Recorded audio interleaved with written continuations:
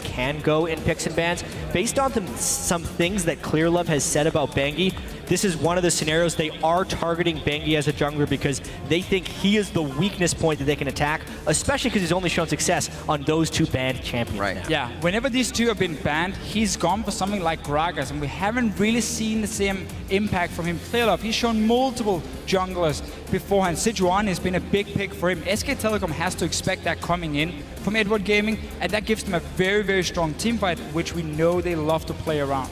Yeah, and there's also some big power picks here between Urgot and Kalista, as well as Rek'Sai were the three that we were thinking about. So at this point, I'm a little bit surprised SK Telecom banned Twisted Fate and then didn't force either an Urgot or Kalista ban on the other side, because now it's going to be either they get Urgot or they get Kalista, depending on if the ban from Edward Gaming is Urgot or not. So the reason they banned Twisted Fate here is it's a bit of an empty ban, because what they want to happen here is that Urgot Kalista is open and they can take the Urgot away, because I don't think they're too afraid of depth on Kalista. He needs to prove some more how he can perform. So if you get Urgot now for Bang, you should win that lane matchup.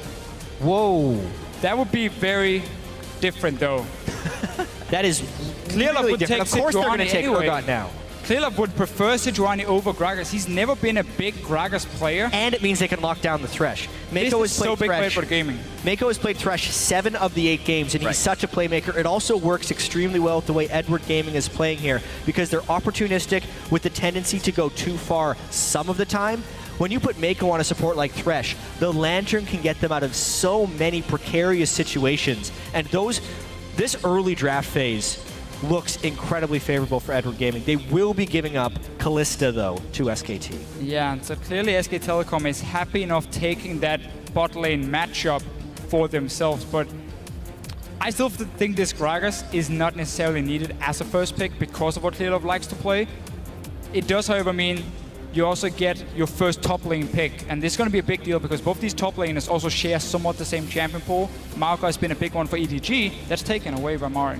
But we did mention how it is extremely difficult to approach this pick and ban phase because the 2 picks that SKT just locked in, they're going to have Bang on Kalista, which is undefeated in competitive history, 7-0, and Marin on Maokai, who is now 15-1 with it in competitive play. It's not like SKT is getting denied anything. It's just these teams are sharing their champion pools. And that is the crazy thing about the current meta, where there's so many viable champions in each role. As long as you have a team that can master close to every single one of them, you can have these pick and ban phase where suddenly you start banning away things like Twisted Fate, Alistar, you start banning junglers, and there's still so many good picks open for both teams. Another one is going to be the mid lane matchup here. Cassiopeia and Azir are both open. They were banned last time by EDG against Easy Hoon, but now we've seen they can also play them. Can they play it at the same level though as the Hoon in the mid lane?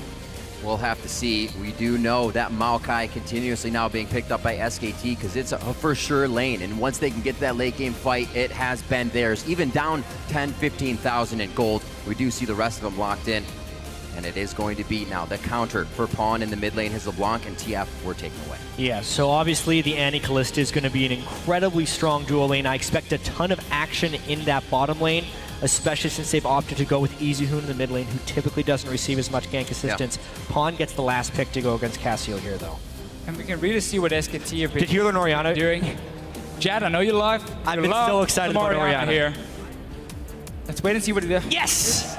There you go. I've been talking, Official can attest to this, all week about whether or not Orianna will be seen at the midseason invitational, because it is, in my opinion, such a great enabler, especially in tank teams that can put shields on the guys that are stacking resistances, which is what's happening here. Pawn also played Orianna back in 2014. Yeah. He just hasn't played it at all this year, even in the playoffs where Godby was crushing some games on it against EDG, and now he brings it out. But here's the problem with this pick here, also with the jungle pick for Clearlove, is your 2v2 mid lane between Orianna and Sejuani.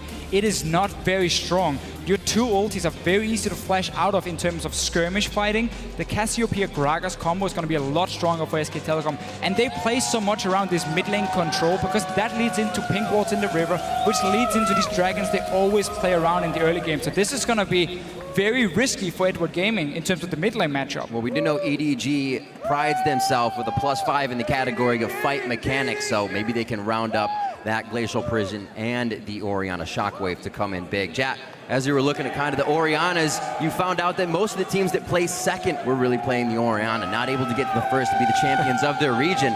See if Pong can change that. Let's hope it's not a curse to play Oriana all the way to second place, but they're bringing it out in the finals here. Right. This is going to be awesome. All right, let us know who you think is going to win the midseason invitational. Tweet at LOL Esports and use the hashtag SKTWin or EDGWin. We'll see how you are calling this series once we are on the Rift and we are about to see what these teams have for each other. EDG has consistently made early game moves towards the bot lane, seeing if there's an opening there. They've also tried to adapt early game very quick to put themselves on the board first. SKT, we have seen, has fallen behind without having an aggressive early game. Well, if you look at SK Telecom and back in Korea and LCK, there's only really been one team who played this aggressive style of Fnatic and EDG and AHQ. That was the KT Rolster. They didn't even make playoffs. So SKT didn't really get too much practice against the style. Now they've had this entire tournament to adapt. They could go back, rewatch the semifinal, and that's where they need to show now. They've learned from it,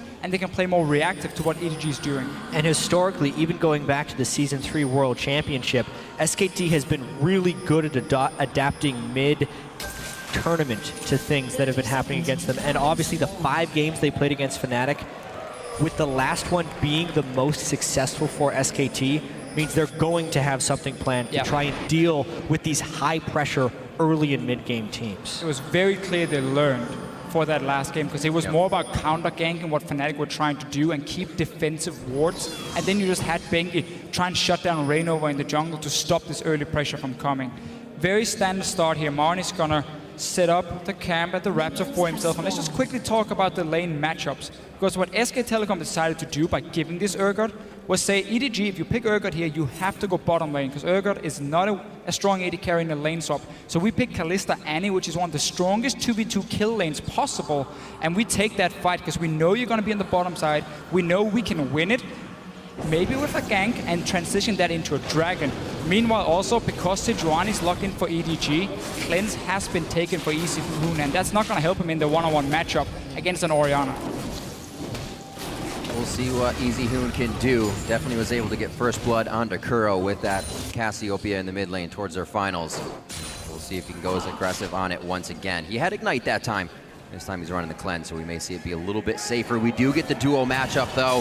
Junglers are in the bottoms. They should be heading towards the top side, so maybe a little time before we get some intervention from them. And something we've seen a ton of in this event specifically is the junglers actually starting a buff instead of starting at a gromp. But this bottom lane is going to be incredibly aggressive early. Bang and Wolf want to hit level 2 first. Yeah, typically when we see their bottom lanes help out the jungler on the buff, it's when they want to set him up for very healthy, very early gank on the opposite side of the map. So you can see Bengi's already rushed straight to the blue buff. He's close to full HP once he's played it out and has the potion ticking.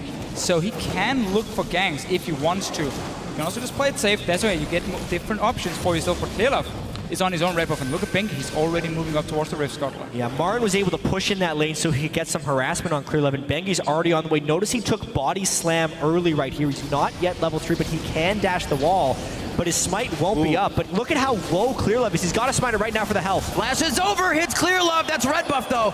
Not going to be enough slow. And Bengi just gets control of that jungle. See if Clearlove can repair this. And this whole setup was pre-planned from SK Telecom, and a lot of trading in the mid lane. That's low mana for Easy Hill, and those auto attacks are stacking up with the clockwork wind up. Pawn shields, just a few more, and it will not be enough. He would have needed 2 more autos. There's the Gragas. Oh, Bengi is on call right now for Easy Hoon. It's going to be up to him if he can get that red buff after the body slam. 1 more shield in for Pawn. Still has vision from the Ghost, but I think Pawn is going to be able to do it. No! He makes it through the dissonance. Then he flashes. Oh! Why wouldn't he flash the body slam? Pawn was far too conservative with his summoner spells during that gank attempt. Bengi was coming in with no flash. Instead of flashing the initial barrel, he tried to cleanse the slow, but obviously Bengi could get his cooldowns back and land his fat body slam. Pawn obviously couldn't dodge that. If he flashes with the first summoner spell, he saves cleanse and he stays alive. Really, that body slam was the one he had to just dodge away from. The damage he took from it, the slow and everything, means he goes down. But again, this whole setup from SK Telecom was started by them unleashing the red buff for Bengi so he could rush from the red buff to blue buff, and then have Marin walk down toward the red buff of EDG, because even if Marin had been caught out, Bengi would have been nearby to help him. So it's a fairly safe play in that case for him to pull off and look for that invade. Just great scouting also on the jungle pathing of Clearlove doing blue buff to the walls and then moving over.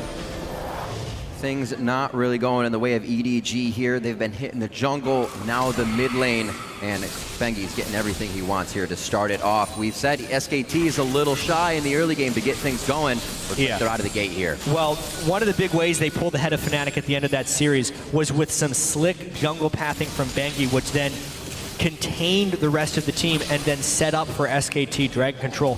They're starting to get this right now. Bengi's first pick Gragas, remember, over the Urgot because they spent 2 bans on him. This is Bengi needing to prove himself as a jungler who can play more than just those Nunu and Rek'Sai. And it really just seemed like by SK Telecom first picking the Gragas, they knew exactly what EDG was going to pick. We called out the Sejuani was going to come in for Clearlove. We knew the Urgot was going to be locked in. And then they drafted these champions here that could beat them in the early game and use that to play against EDG. And then with the early start, good setup. We mentioned the 2v2 in the mid lane with the Gragas Cassiopeia, how strong it's going to be for SKT. With such a good start, you can already see a CS difference between the 2 mid laners. This is going to be massive for SK Telecom. Look for these early pink wards to come in around this mid lane here, near the bottom side of the map, so they get some Dragon Control as well.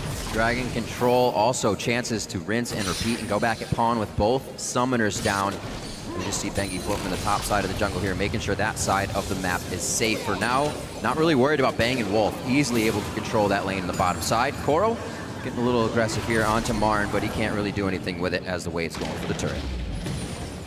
At this point, EDG is almost having to stall out the early game, which is actually not too uncommon for them over in the LPL. They have been able to stall out many games and still pull out later game victories. So at this point, since Clearlove did fall behind fairly heavily, don't expect Clearlove to cross the river into the enemy jungler that frequently, and he would at best try and set up counter ganks with Bengi, since the Urgot Thresh lane is still something that would be able to win 3v3s despite the early disadvantage there. All these wards right now, seeing Clearlove. They saw him on that scuttle with a ward just down in the brush. Pinged out there by SKT. Good hop from Koro. Just a little aggression here from the top lane. Really making sure that SKT is getting easy lanes everywhere. Interesting that Koro's sticking around so long. I don't think he'll be able to take anything. That's worth. EDG body playing, slam for flash. EDG is so greedy in this game. It was a thing they did against AHQ as well, where they were like over-chased for certain kills and ended up dying for it, and really were just so eager to make some plays, it seems, or maybe even save summoner spells we saw before in the mid lane, and now Koro staying around top. It's definitely a Koro tendency. We saw the Hack Room dive going a little deep. He loves his CS in that top lane. Hopefully it pays off in the end. He only actually fell behind about 4 CS there for his flash, so he's still pretty safe in the top lane. Paying off for him so far. EZHoon in the face of Pawn right now, and he's forced to use his full mana bar just to keep farming out. Should get a lot of help here from the blue transfer.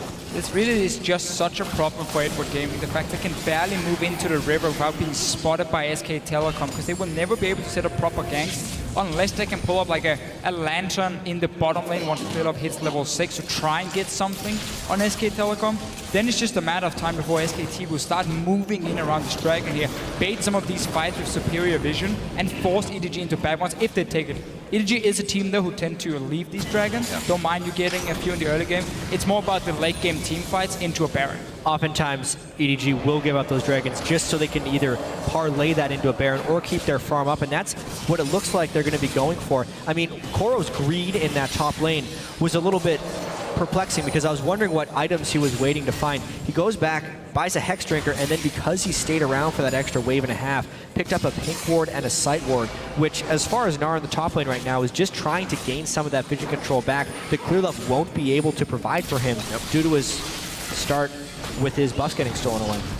A little bit of tussle here over a Pink Ward in the top. Marn can't do much. Dragon may also be hard for EDG to fight as well. Pawn here, as you would, leveling his Q against EZHoon, but that's not going to be able to deliver much damage if they get into a big objective fight down at Dragon with a Shockwave. So everything playing in favor of SKT to keep their 90% Dragon numbers up. 90% of the time, they get that first Dragon.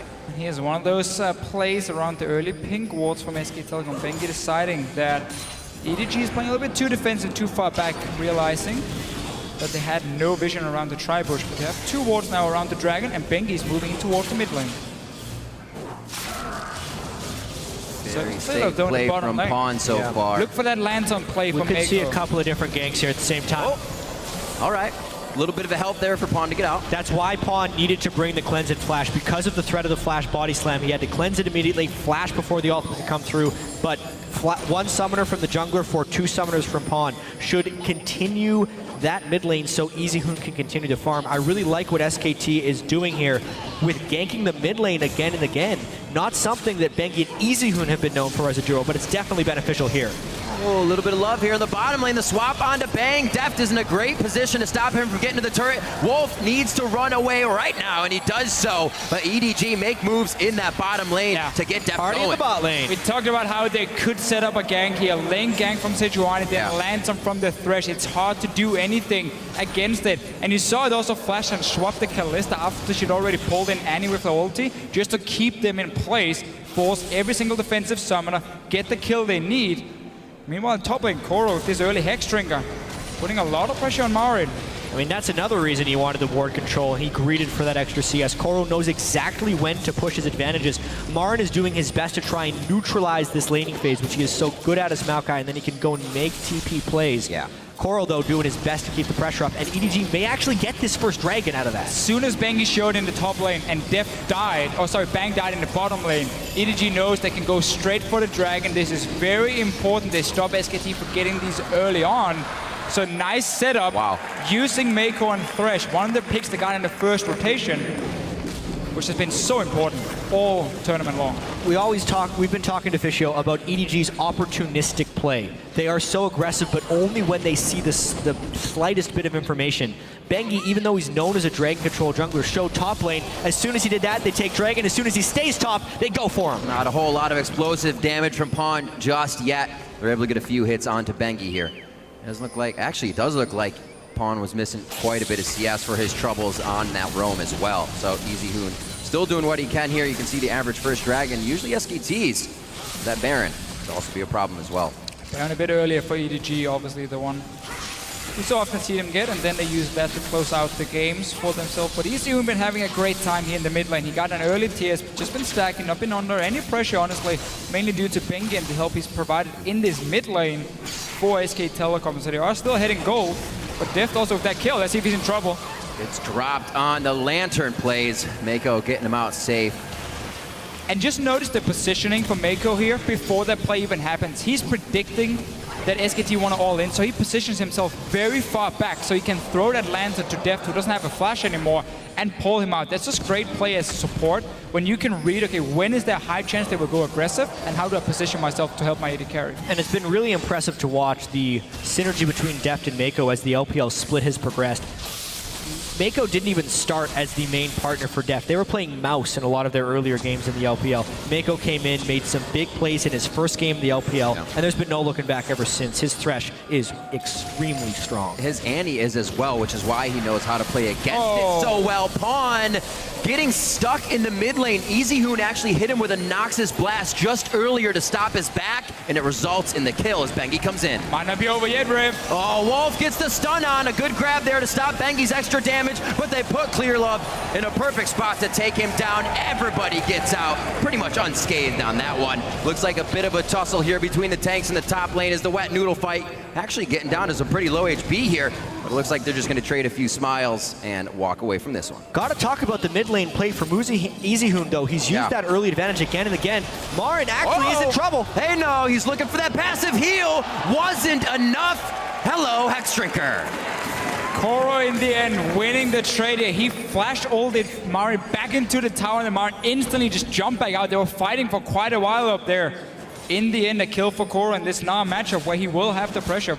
Very well played for the best Gnar player in China. You almost never see a solo kill onto Maokai, especially Marin's Maokai. Unbelievable that Koro was able to take him down there. And then the same thing, you don't see Pawn giving up solo kills to EasyHoon, but this EasyHoon is almost like a man reborn when he came out in the finals of the LCK. He got multiple solo kills against the GE Tigers in that final series, and even though he did have a nice start from Bengi here, his ability to take that advantage, not passive farm it, but turn it aggressive. It's like a newer, upgraded version of Faker. Oh man. You're going to get a lot of hate from that. See what EasyHoon can do. I love how these guys are still going aggressive in the mid lane, though, with these passive summoner spells. EasyHoon looks to make a little bit more trouble for Clearlove here as he heads towards the red. Actually, they're just going to go for this pink that was placed some time ago. EasyHoon keeping that in mind. And it's just so fun to see how both teams are reacting to each other. After that play happened in the bottom lane where Def was saved by the lantern, he took a lot of damage. Yeah. SKT knew, okay, now we can play aggressive in another lane because we can roam before they can on the bottom side. That's why they went for the dive, got the kill safely. Bengi, he's waiting in the bush here. How long is he gonna wait? He's going in now. He's waiting for some more support. Wolf is coming as well. Wolf should be able to get there in time. Very nicely done. Crowd control a bit stacked there, giving Koro time to move right away. But Wolf has the rest to finish this off. The wallop keeps him in place. Nobody else is roaming up here, and EDG's not able to get alive with anything. Koro running out, dodges the boomerang back, and gets himself a kill. The biggest plays from Koro. Look at the bottom lane as well here. EDG, they're trying to respond on the other side of the map. A lot of resources being used up top. Pawn feels like he has a good fight here against EasyHoon. The blue buff, however, ticking for EasyHoon, and Pawn short on that mana. Koro is a god of top lane, and he's building up some nice magic just to make those ganks even more difficult for SKT. They send 3, and they lose 1. Unbelievable. Not expecting that for sure. So much was used in that top lane to take him down. Still has his teleport up, and he actually misses hardly any CS as he gets back to lane here. We'll see how much he can get that lane push and what pressure now EDG can start to create. The game is even. Yeah. First dragon is theirs with the next one a minute away. When that gank happened in the top lane, Koro was actually waiting on his Gnar ultimate. It was down at the beginning of this, and he just gets enough CC, jumps away the instant Bengi goes down. The flash is already burned beforehand, and then he gets knocked back, but it doesn't end there, Deficio. So Wolf coming in here. Remember, Koro has so much magic resist, and all the damage is magic-based onto him. So in the end, also with the ulti, he stays alive, and now he's just keeping the distance. Wolf will use Tippers, just missing. And flash. And he gets the boomerang. Wolf just had a terrible day right there, walking into the turret, because he was hoping Marin was a little bit ahead. Thanks to the Gnar ultimate, it wasn't. Wolf didn't want to wait a second because he was barely thinking he was in range for the flash tippers, so he ended up taking the turret aggro, and it just cost him his life. Ooh. Quick cleanses today. Super quick cleanse on that one. Mako thought he was going to be pulling himself in a snake, and EasyHoon slithered away. We'll see what they got on this one. A little bit more action towards the bottom lane, gentlemen. Yeah, SKT have set up all the wards we normally see from around the river. EDG, there is teleport for them and not for Marin in this top lane, so they can start it and get a 5 versus 4. EDG has the TP advantage, and one of the flaws of SKT this tournament has them been fighting over dragons when they aren't actually prepared to do so. Koro could get his teleport interrupted, and they're getting Mako. What a choke point for Wolf to mark his territory with Tibbers. Get in there very nicely. Looks like they're going to be all right on this one. And they get out. Dragon could be theirs for the second one. Depth coming up from the bottom side with Clearlove now. And actually, they will reposition. Vision is still there for SKT. Keep in mind, EDG still has that teleport here. Marin just not up yet. They're waiting around. Oh, Wolf is so low at this point. Koro has been engaged in a fight with Marin. Marin was pushed back behind his turret, and Koro would be Mega Gnar in a second. So they had to respect the teleport from Koro despite the catch. That advantage and the bullying in that top lane created the dragon opportunity. So 2 dragons now for EDG. SKT got the mid tower in response. They decided to back away after the first engage. Just take a tower, get some global gold. Yes, you get a dragon, but at least we get something else on the map. But this matchup in top lane, with Koro being such a bully to Marin, that's going to mean this top tower, if he keeps sitting in the one-on-one, will go down, and there's nothing SKT can really do to stop him. And also, if you look at the lineup for SK Telecom, Bang is obviously the only one doing physical damage. So early on for Koro, he can go for Hexring, he can go for Spectral Cowl very early, gets so much MR that even in the 2v1s, even the 1v3, 3v1s, he can tank up a lot of damage, and it's only Bang who can really take him down. as long as he keeps stacking some MR here in the mid game. Yeah, we talked about Marin being 15-1 in pro play on Maokai. Well, Koro try 18-1 on Gnar. Isn't that a fantastic thing, though? These guys win a lot of games, and now somebody does have to lose. Right now, Koro is winning the top lane. It's going to be a sad day for someone, but we'll still have at least 2 more games depending on how they go in this best of 5 series. 29,000 to 20, just about 28,000. And you can see the goal differences here as we approach 20 minutes. And as EDG got the bot lane tower a few minutes ago when we had that trade in the top lane, they can now swap Deft and Mako up here.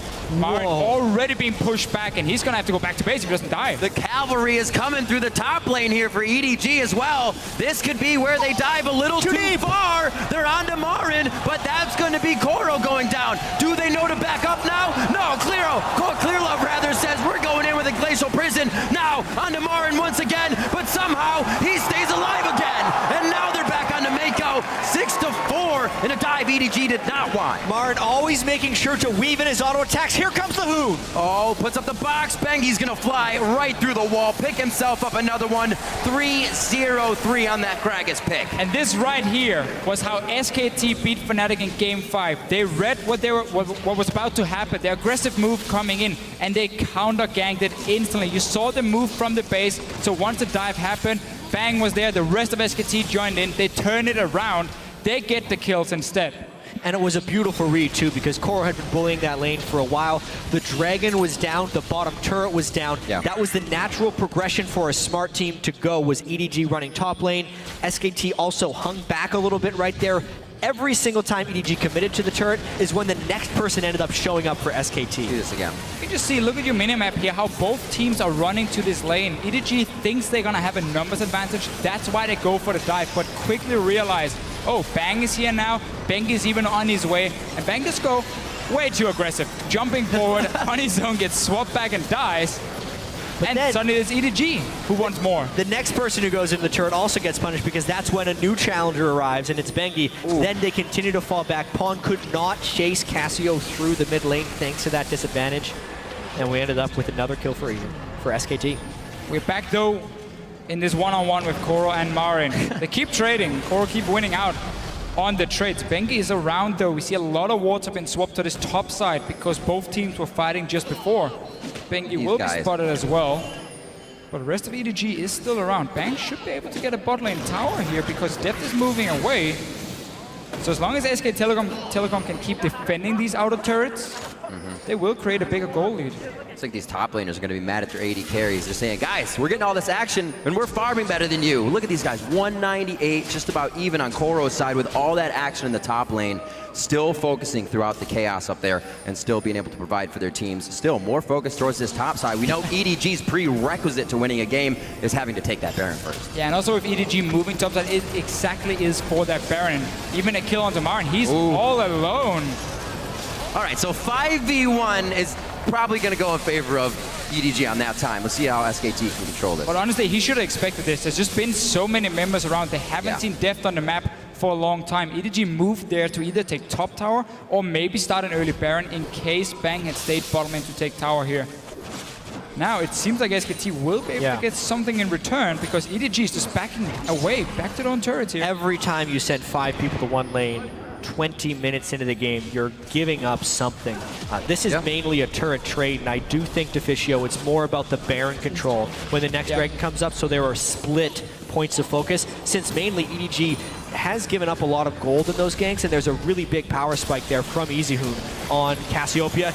That's a good initiation. Oh, looking at Mako. Wolf still on the front line with his Tibbers, making sure Tibbers is taking those skill shots as they try to get around EDG. They exit towards the top side of the map where Koro will already be taking down that top turret. So no real pressure here for SKT to get back in and fight. They're going to pressure mid. But all SKT wanted to do was push EDG away from the mid lane and down into the river so they could start pushing up the lanes further, have at least some threat on the tier 2 tower in the mid lane.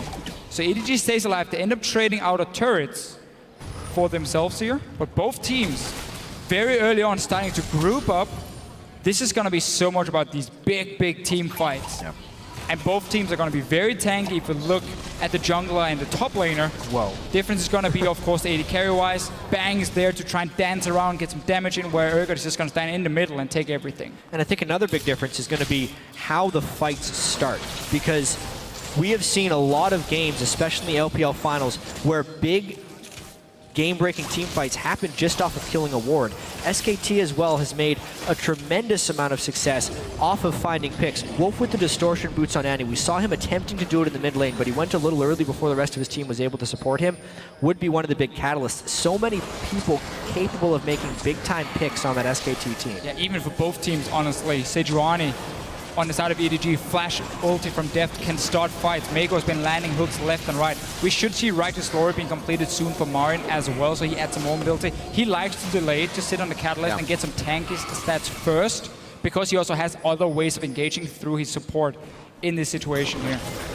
Well, SKT has definitely still been able to find the advantage in this game, keeping EDG to a very uncommon less than a kill a minute here. He has very flash. tempered in their play. Wolf stopping out Koro. Bengi right into the middle of that one. Flashes himself out. Koro tries to get in. A nice ulti coming out of that, and it looks like they're going to try to keep it going. Pawn goes down. There's no focus from the AP carry in the mid now, and they are going to start wearing down on the tanks. Clear Love falls. Mako has already gone down. Koro is not long for this world, and Deft is forced to run for the fountain. And that was a very, very tricky team fight for EDG to take. If you look at SK Telecom and their carries here, both of them have completed at least 2 items, and that's where they spike very hard in terms of damage. We can say 1.5 them for the Kalista. Didn't really complete static shift yet. They didn't die in the engage. They didn't get locked down because of cleanse, so they got to back away and simply start landing down so much damage. Not just cleanse, the QSS as well on Bang. It doesn't matter how hard Koro wants to force that if they're going to cleanse back, and then Bang and EasyHoon could just rain chaos from the back, do tons of damage to the rest of EDG. And yeah, let's take a look at this again. Koro wants to force that Mega Gnar so badly, and he gets a pretty good Gnar ult into the wall, but the cleanse just takes him away. Yeah, cleanse instantly for them. Bang with the QSS, and now you can just see how EasyHoon and Bang are sitting down here. Nobody can touch them because Mega Gnar has been used from Koro, and they have so good sustained DPS, especially from that Cassiopeia. EasyHoon, once again, in terms of the team fights, really showing up. Had a good laning, it's fair to say, too. None of this damage from EDG impactful enough to turn SKT away from these fights. They're hitting ultimates on 3 people, and SKT is just still knocking at the door relentlessly. Looks like they're going to head back here, easily take Dragon for themselves. And I feel like we have seen in this game why Orianna as a pick has not been that great lately. We didn't see much pressure in the lane because you can't really. You have to sit back and farm very passive. Well, so SKT controlled that one, thanks to some ganks from Bengi, fair to say as well. And then in these team fights, so much of the current meta is about the mid-game fights near dragons. Orianna, in order for her to become really a big carry, needs to sit on 3 items. And that's where we get the Void Staff in as the 3rd item. We only completed 2 now. At this point, 27 minutes in. Didn't even have the death cap for that fight at the Dragon. Now Koro, top lane was cool beforehand, but he is way outnumbered. Able to shovel a few backwards, but they already have their assist tag on him. It's not going to be that much of a problem. Actually, I think they're going to give this one over to EasyHoon. Very well chosen there. 3-0-5. He looks to finish his Rabadons quite soon with that kill. Bengi towards the mid lane to make sure there is no pressure that EDG can create here. And right now, SKT being able to take full control of the map. We're not even seeing the wards that EDG regularly places in their enemy's jungle. They haven't even really been on the side of SKT this game. Very early on in the game, EDG lost a lot of the control in the river. Had to play fairly passive. And most of what they've done is basically come around Koro in this top lane on this Gnar. He's been a hero on his own, but it's just not enough. Especially when they lose that big team fight at Dragon. That's a really big turning point for SK Telecom. They were already ahead, but that's what they needed to get the Baron as well. But even Bengi's Gragas has been quite on point this game.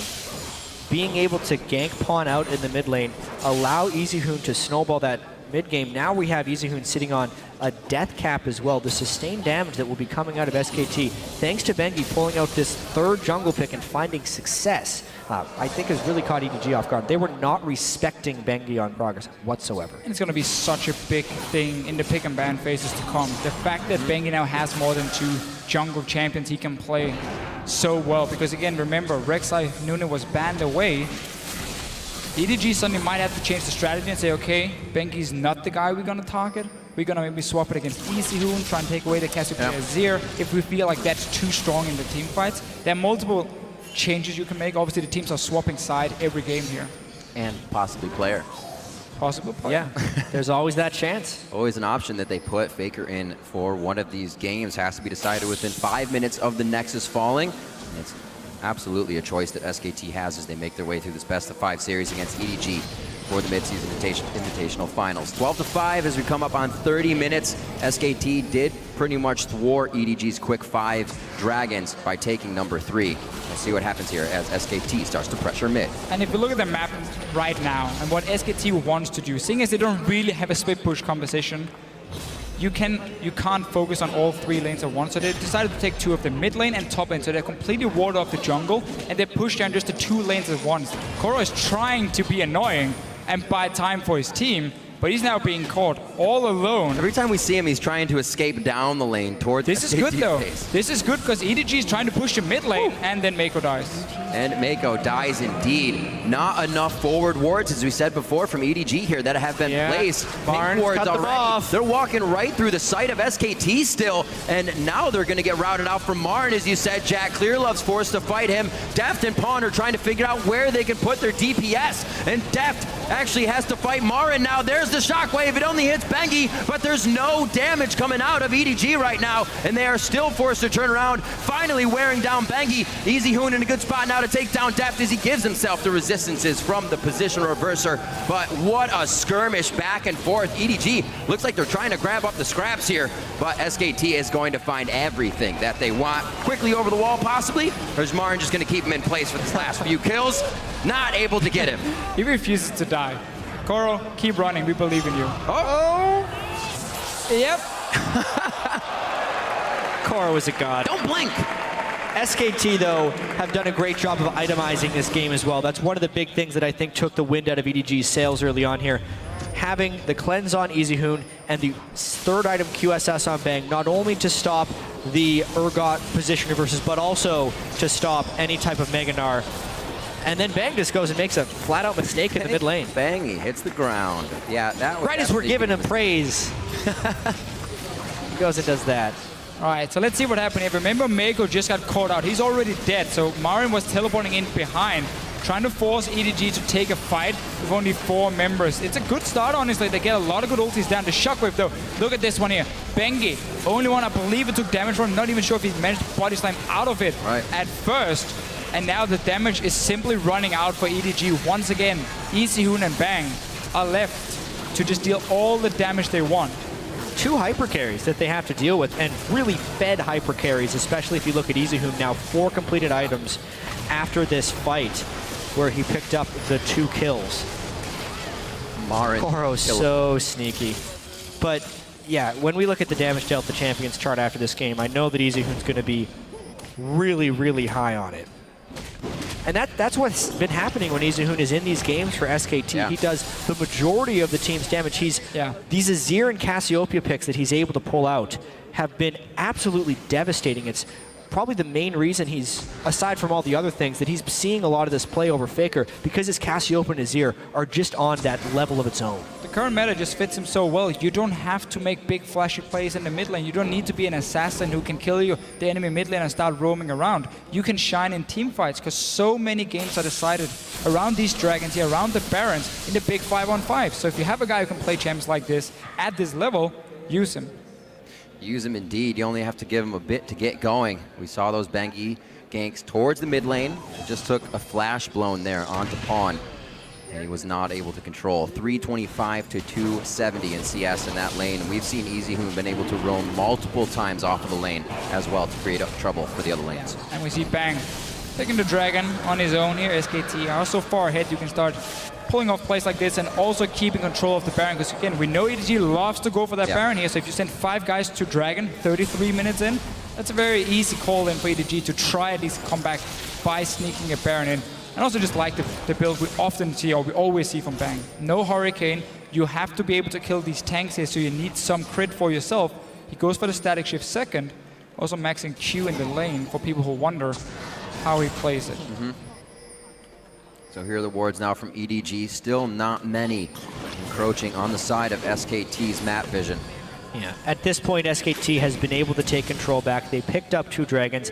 Now, since they've taken out only 4 turrets, they have a couple of options. They can either try and get deep vision control to go for Baron, or they can try and get better wave control and get those other turrets down. They're still running the risk of a really good initiation from EDG, which is why they're taking their time here. EDG has set up this bottom lane wave almost a minute ago. It's been slow pushing all the way from their own tier 2 tower. Because there's no teleport for Marin, it was used in the mid lane. They're hoping that SKT will send someone down to clear it and therefore open up for EDG to start a fight around the Baron, 5 versus 4. SKT though, they have full control of it. They keep a lot of members around the mid lane. They don't really send anyone down yet. And now Marin, because his TP is about to be ready, can go down, catch the entire wave, and he can now start pushing it back. Or SK Telecom can decide that we can play around this side of the map as well, because we have that teleport ready. We can push it in, we can force Marin to sit there, force Koro to sit there, and then see if you can bait out his Mega Gnar and then potentially start a fight at Baron. There are many ways for SKT at the moment to play the map. Works out very nicely that Marin's teleport is just coming up as he gets the brunt of that bottom wave cleared out, so it'll push back in their favor. We'll see what the follow-up here is from SKT. They could be sideswiped here, but they are completely ready for it. You can see Wolf and actually Bang standing in position if he needs to get a good fake call off. Yeah, mid lane is not the lane for SK Telecom to push at the moment because they don't have any deep wards on the top side here where EDG is running around, so you always expose yourself to a flank if you just start pushing up into towards the enemy base. So they have to worry about these 2 outer turrets, and they need to get some wards in the jungle up here on this top side, otherwise this tier 2 tower is gonna stay untouched for EDG, and we're just gonna have this dance around the Baron that nobody really wants to start because you don't want to risk being caught in there by, let's say, a Sejuani ulti. Yeah, there's some tight corridors. Yes, there is the QSS and the cleanse still on SKT, but if you find the right thing, there's been a lot of fights we've seen in the LPL where EDG has such great mid-fight target prioritization that they can just burst down the carries if they get their mitts on them and change the total context of the game. You know, Mako lands 1 hook, gets in for a flay, and the whole game could change. It's unlikely in this time because of how good SKT is and how patient they are being, not to mention the Luden's Echo being completed onto EasyHoon. Yeah. Basically meaning you give him a couple seconds on any target and he's going to kill it from full. SKT is in a position to win, but it's going to take some time. This is how you make sure you win damage done. As a Cassiopeia, you get Luden's Echo 5th item and you just start spamming away while moving around. Deft can look to target out EasyHoon though with his ulti. That should be the way for EDG to try and get in there. See if you can swap him around, chain CC on him, and of course for EDG, never stay too far away from this Baron because there's a Kalista, and now they're going in for a fight. Let's see if SKT want to take it. Let's see how they can prioritize this. The ball was on Clearlove, but they pull it back out. Just Koro and Clearlove now to fight 3 Baroned up members. EasyHoon has all the time in the world with Bang and Wolf to fire out the DPS. Marin with a great flash. Koro slams him up against the wall. They get a great shockwave on 3 members of SKT, but Pawn goes down before any follow-up damage can come through. EasyHoon is still full HP in this fight and just slaughtering people with double fangs. Wolf was able to pick up that last kill. There's one of the hooks that they would have loved in the fight, but it's really just to stave off EasyHoon's final kill. He'll still land the snakes. He'll still pick it up. EasyHoon, easy life. EDG's not going to get much better than that Gnar into Orianna combo, but then EasyHoon on that Cassiopeia, as we're saying, unless they get him down, he's going to kill everybody. And normally EDG is a team that's so good at finding the right target in these team fights, but they've been behind nearly all game long, and SK Telecom looking very strong.